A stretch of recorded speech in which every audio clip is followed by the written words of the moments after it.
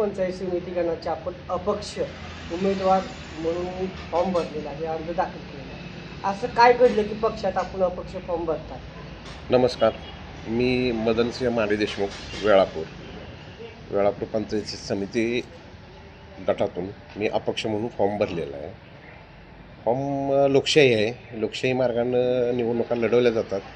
त्यामुळं मी लोकशाहीच्या प्रक्रियेतून राहून मी अपक्ष म्हणून शेवटी मी फॉर्म भरलेला आहे. एक फॉर्म मी पक्षासाठी भरला होता, भारतीय जनता पार्टीकडून मी एक फॉर्म भरला होता आणि दुसरा फॉर्म मी अपक्ष टाकलेला आहे. मग आता भारतीय जनता पार्टीनं आपल्याला तिकीट बी फॉर्म न दिल्यामुळं शेवटी माझा अपक्ष हा फॉर्म ठेवलेला आहे.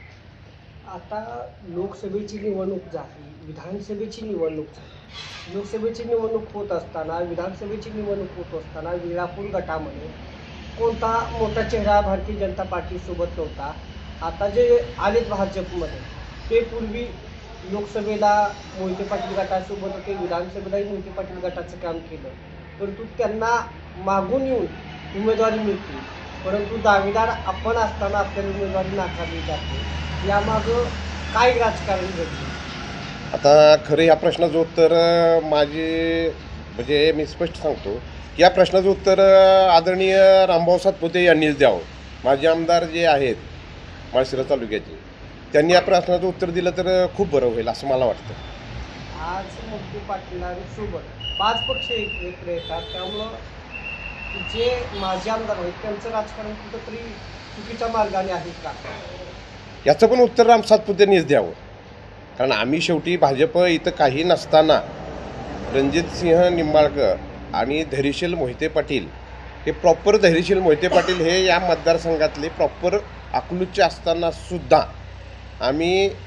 मी तर सगळ्यांना माहिती आहे की मी स्वतः राष्ट्रवादीचा कॅन्डिडेट होतो, म्हणजे राष्ट्रवादी जिल्हा संघटक पद माझ्याकडं होतं.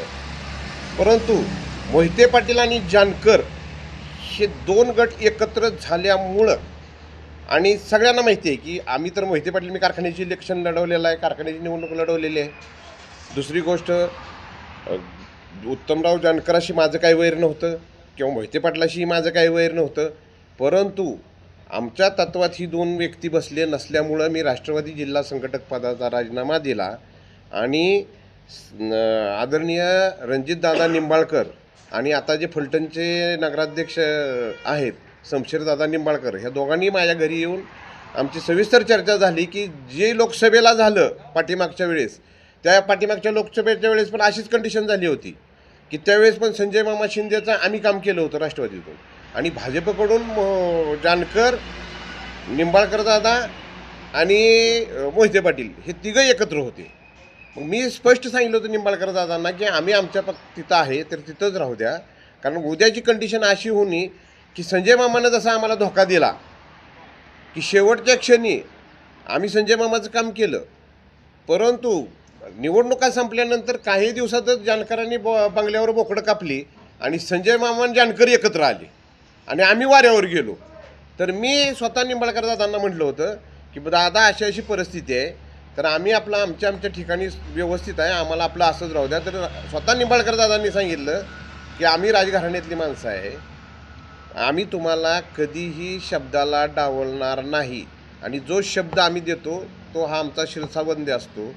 त्यामुळं मी केवळ आणि केवळ ह्या भाजपमध्ये जो आलो ते एकमेव व्यक्ती रणजितसिंह दादा नाईक निंबाळकरामुळं आलो आणि आपल्या जिल्ह्याचे पालकमंत्री जे आहेत जयाभाऊ गोरे साहेबांमुळं मी फक्त भाजपमध्ये आलेलो आहे, त्याला दुसरं काही कारण नाही.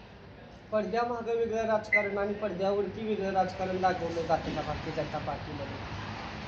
आता परिस्थिती अशी झाली की नक्की काय चाललं हे आम्हालाच कळेना. कारण ही जी आत्ता जी भाजप जी आलेली आहे की मला तर वाटतं की मोहिते पाटलाची एक राजनीती असू शकते. कारण जेवढे काही इकडं रामभाऊकडे आलेले आहेत ते सगळे रणजितसिंह मोहिते पाटलाची बी टीम आहे आणि ही बी टीम डायव्हर्ट इकडं झाली की काय अशी वैयक्तिक मला शंका आहे बरं का. आता ते शेवटी पक्षाला माहिती आणि त्यांना माहिती. त्याचा फायदा मोहिते पाटील गटालाच होईल असं तुम्हाला म्हणायचं आहे?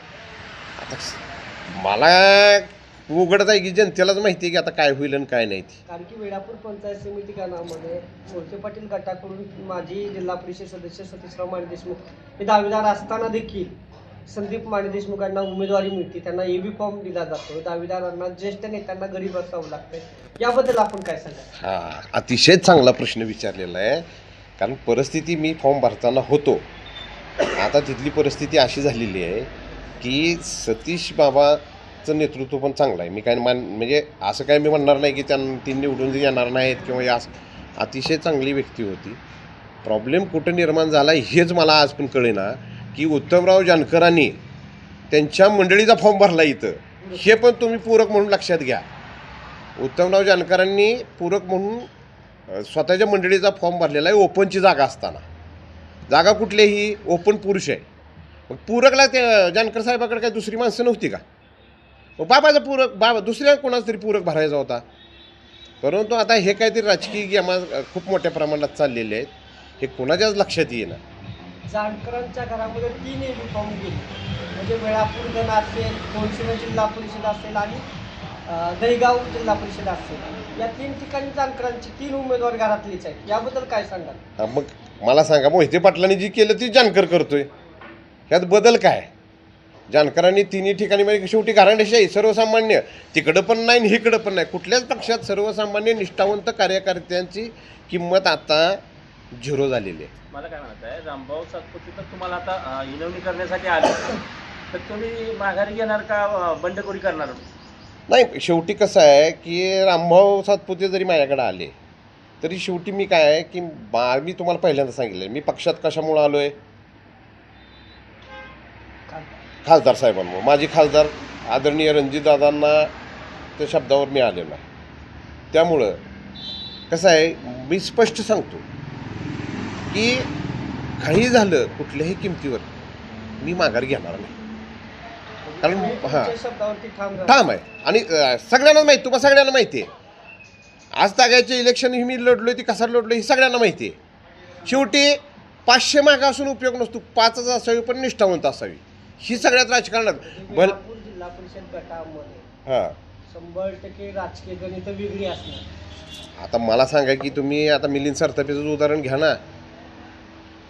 मीटिंगला कुणीकडे होते, तिकीट कुणीकडनं आलं, खंडागळे मीटिंगला कुणीकडे होते, तिकीट कुणीकडनं आलं, आणि जनतेनं काय करायचं? मग तुम्ही तुमच्यासोबत पत्रकार तुम्हालाच माहिती आहे की कोण कुठल्या मिटिंगला होतं, कोण कुठल्या मिटिंगला नव्हतं. इकडं नाही दिलं म्हणून इकडं भरलं, इकडं नाही दिलं म्हणून इकडं भरलं. काय चाललं हे राजकारणाचं? म्हणजे की राजकारण हे तुम्हा आमच्या सर्वसामान्य जनतेच्या ह्याच्यावर अजिबात राहिलेलं नाही. हा संदेश ह्या लोकांनी सर्वसामान्य जनतेत पोचवला आहे. राजकारण हा पैशाचा बाजार झाला आहे, पैशाचा बाजार झालेला आहे. स्वार्थापोटी, स्वार्थ तर 100%च आहे, पण केवळ आणि केवळ पैशाच्या बाजारापोटी सगळं राजकारण चाललेलं आहे. कारण आम्ही पैसे वतले की निवडून येतो आहे, ह्यांनी पैसे वतले की निवडून येतो. जी निवडणूक डॉक्टर बाबासाहेब आंबेडकरांनी देश स्वतंत्र होताना सर्वसामान्य जनतेतून नेता निवडला जायला पाहिजे होता म्हणून घटना लिहिली होती, परंतु आज त्या घटनेची पूर्णपणे पायमल्ली होताना दिसत आहे. आपण आपल्या पंचायत समिती गणातील मतदारांना एक आव्हान काय कराल, एक अपक्ष उमेदवार येणार? मी एक अपक्ष उमेदवार येणार त्यानं खरंच सांगू का की वेळापूर आणि आपल्या पिशेवाडी हां टोटल आमच्या पंचायत समिती गटातील जनतेला सांगतो की बाहेरची आक्रमणं तुम्ही थांबवा. खूप झालं आता. ज्यावेळेस बाहेरून आक्रमण होतेत ना त्यावेळेस मग शेवटी आपल्याला आपलं गड राखावं लागतो. आणि आपला गड जर राखायचा असेल तर ह्या वेळापूरकरातील जनतेने आणि पिशेवाडीतल्या जनतेने ठरवलं पाहिजे. आजपर्यंतचे इतिहास बघा, ही दोन्ही नेते हे बाहेरचे आहेत.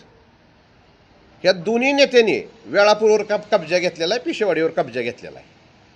आणि वेळापूरची जी सर्वसामान्य जनता आहे, तुम्ही आमच्यासारखी, ती लोक आज ह्यातून भरकटली गेलेली आहेत बाजूला. हे कशामुळं झालं आहे? केवळ आणि केवळ पैशाच्या जोरावर झालेलं आहे. तर कृपा करून विकास बघा, वेळापूरमधली परिस्थिती बघा, अवस्था काय आहे वेळापूर आणि पिशेवाडीतली ही बघा. नुसती आश्वासनं देते ती काम करतो म्हणून सांगते ती, ह्याच्यावर जाऊ नका तुम्ही. काम आणि जनतेसाठी ठामपणे उभा राहणारा माणूस पाहिजे, ह्या मताचा मी आहे. चालेल, धन्यवाद.